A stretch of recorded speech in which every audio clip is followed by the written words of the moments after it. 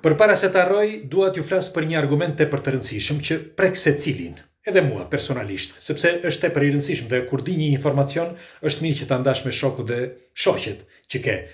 A i njihni se çfarë është ky këtu? Ky quhet kodi QR ose kodi QR.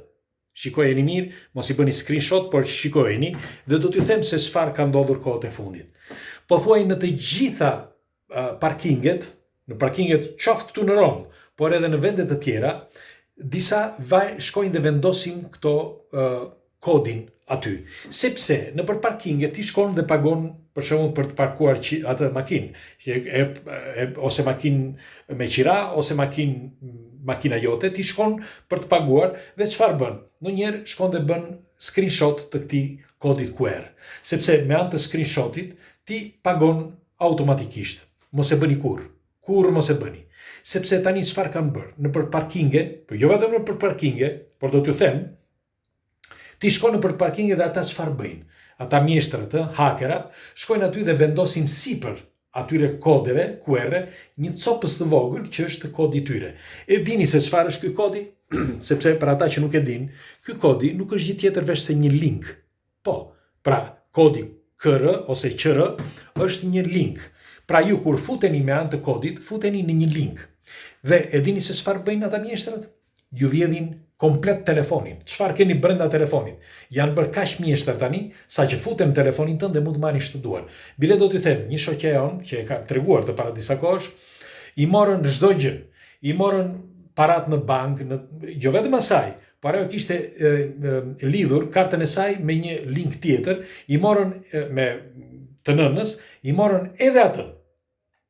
E shkatëruan totalisht të shkretën, aq para kishte, bile i morën edhe faqen e Instagramit, faqen e Facebookut, e shkatëruan. Ajo i mori mbrapsht sepse i tregova si të shkonte tek policia postale që të bënte kërkesën, denoncimin edhe pastaj në fund fare ja dhan. Por sado që ja dhan, në të gjitha kontaktet që ajo kishte, u kishin dërguar mesazh të gjithë shokëve dhe shoqeve. Dhe disa prej tyre kishin rënë pre të këtyre gjërave, sepse mendonin se ishte ajo. Për shembull, dikujt i kishin shkruar më ço ca lek të lutem se s'kam tani, më çojnë 100 euro ose 200 euro, dhe kur arriti që t'i çojnë 200, shiko, dërgo 500 se pastaj do t'i jap nesër. Dhe kështu ja hodhën disave. Tani, përveç kësaj, ka dhe një problem tjetër. Sepse tani, përveç kodit QR, ata futen edhe nëpërmjet WhatsAppit. Pra, në qoftë se e keni vënë re, shpeshherë në WhatsApp vijnë disa mesazhe. Kliko këtu që të futesh, ke fituar këtë apo të fitosh këtë. Mos e bëni, janë të gjitha budallë që askush nuk të fal asgjë. Bëni kujdes pikërisht për këtë. Bile do t'i them. Tani i bëjnë edhe, sepse ajo e vjetra me email ju e dini dhe shpresoj mos ta bëni, që të klikoni në ato linqet që vin dikush që thotë që do t'ju japin para apo ku ta di unë. Bile në faqet e mia, kudo, në të gjitha faqet e mia, spam sa të duash. Për ditë i heqin çunat spamet sepse është plot me spam në çdo koment. Dhe disa bien viktima sepse nuk e din. Ose disa mendojnë se po flasin me mua sepse disa të tjerë disa nga këta hakerat kanë hapur faqe në Dirmur apo ku ta di unë, ose edhe me linqe. Kliko këtu sepse bëjnë gjëra sikur jam unë ndonjëherë.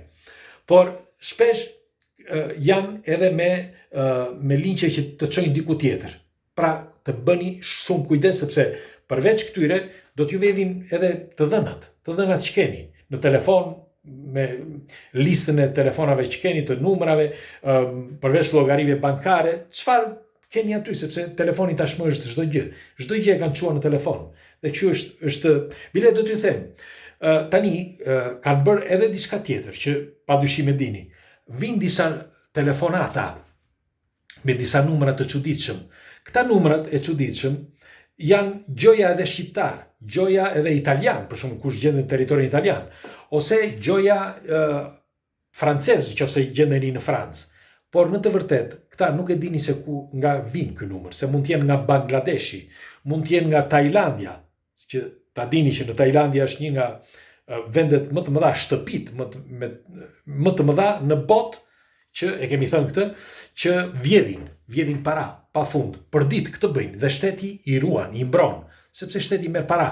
Kështu që do bëni shumë kujdes në linqet që ju vinë, në të gjitha ato parkinget ku shkoni për pagesa.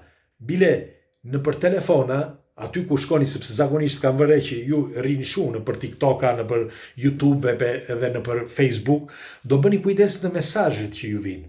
Ose në ato mesazhe që thot në njëri, ose në një që gjoja është nga shqiptare apo ku ta di unë, që ngacmon meshkujt, që t'i afrojnë meshkujt, dhe thot pastaj, po unë jam e moshuar, kam tani po vdes, kam ca para, ku ta di unë, budallëqe, sepse askush nuk të fal asgjë. Kështu që zakonisht edhe në këto komentet, mos u përgjigjni, ose edhe nëse përgjigjeni, lerini që të vazhdojnë, sepse tani sa po ecim dhe po bëhen më shumë të ndërlikuara këto gjëra, pra vjedhjet po bëhen në mënyra, ku ta di unë, fantastike. Bile në një shkrim që pash të një italiani, që tregonte një gazetar, thoshte që nënës e tij i vodhën aty për aty, me fjalë me anë të disa aparateve, kalojnë afër edhe të vjedhin kodin